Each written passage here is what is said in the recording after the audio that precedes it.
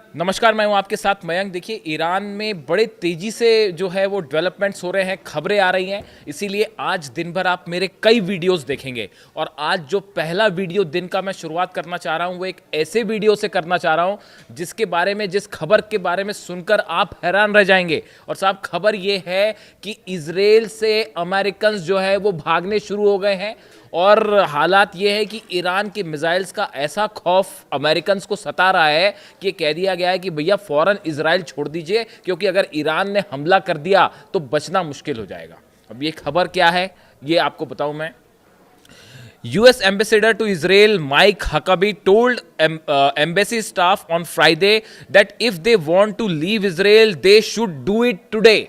जो इजराइल में अमेरिका के राजदूत है माइक हकाबी जो है, उनकी तरफ से ये बयान आया है कि इजराइल में जो अमेरिका के एम्प्लॉय काम कर रहे हैं एम्बेसी में, दूतावास में या दूसरे अलग अलग इंस्टीट्यूशंस में, वो फौरन इजराइल छोड़ दें।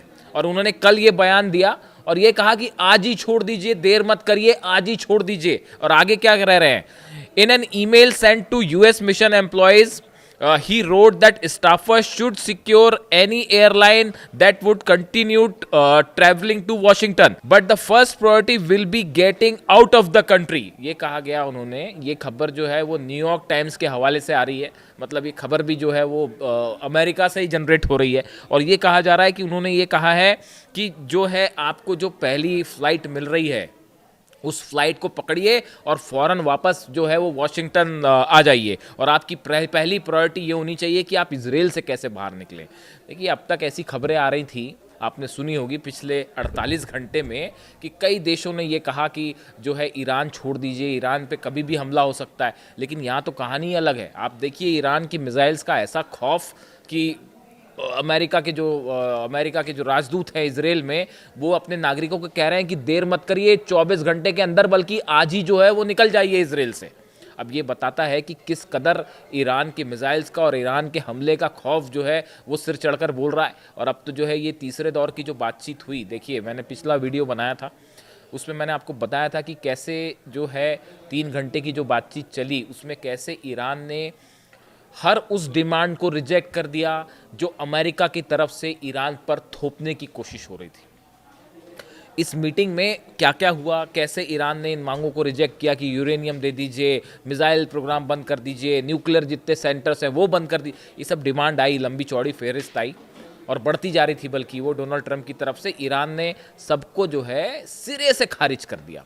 लेकिन बात सिर्फ इतनी नहीं थी, बात इसके आगे की भी है। इस कहानी के पीछे, इस टॉक्स के जरिए जो संदेश गया अमेरिका को, वो और अमेरिका चाह क्या रहा था। आप देखिए, मैंने आपको पहले भी बताया कि इस समय अमेरिका के 3 सबसे बड़े पद पर बैठे नेता, एक तो खुद डोनाल्ड ट्रंप, वो कह रहे हैं कि ईरान की मिसाइलें हमारे बेसिस उड़ा सकती हैं, तबाह कर सकती है। वो वहाँ की संसद में ही बोल जा रहे हैं ये तो, कि ईरान की मिसाइल्स इतनी खतरनाक है कि हमारे बेसिस को नुकसान पहुंचा सकती है, यूरोप को उड़ा सकती है और वो जो है अमेरिका तक पहुंच जाएगी।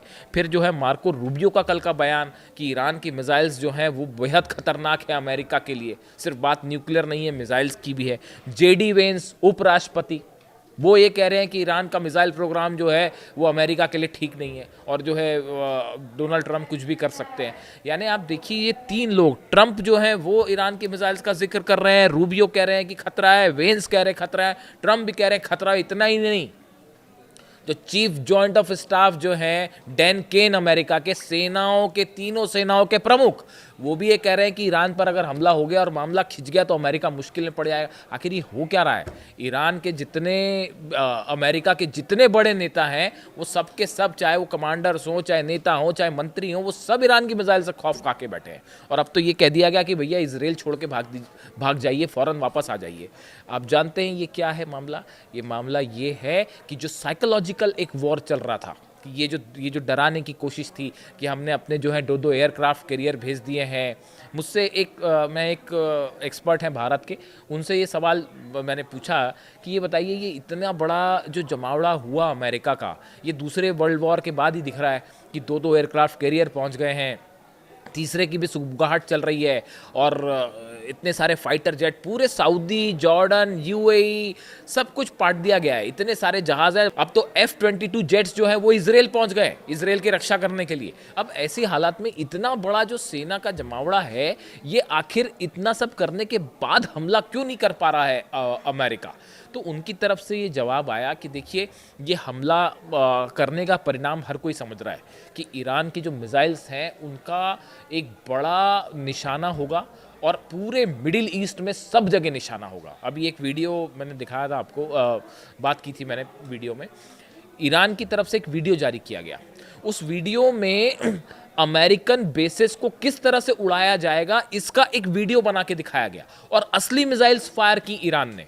यानी कि देखिए, वो यूएई के अल-धाफरा बेस की बात कर रहा हूँ मैं, आपने शायद सुना भी होगा इसके बारे में। ईरान की सेना ने अल-धाफरा बेस नाम का एक अपना टारगेट सेट किया ईरान के अंदर ही, अल-धाफरा बेस, और उसको अपनी मिसाइल से अटैक कर करके जो है उसको तबाह करके दिखाया कि भाई ऐसे हमारी मिसाइल्स जो हैं वो अमेरिकन बेसिस को उड़ाएंगी। तो ये साइकोलॉजिकल गेम चल रहा है। तो वो एक्सपर्ट ने, हाँ जो मैं कह रहा था, वो एक्सपर्ट जो हैं उन्होंने मुझे बताया कि देखिए मयंक जी, ये जितना बड़ा असला जमा हुआ, ये ईरान के ऊपर एक साइकोलॉजिकल दबाव डालने की कोशिश थी कि किसी तरह से साइकोलॉजिकल वॉर में उसको दबा के, ईरान को डरा के जो है डील साइन करवा ली जाए। और इसमें जो है पूरी तरह से फेल हो गया है अमेरिका।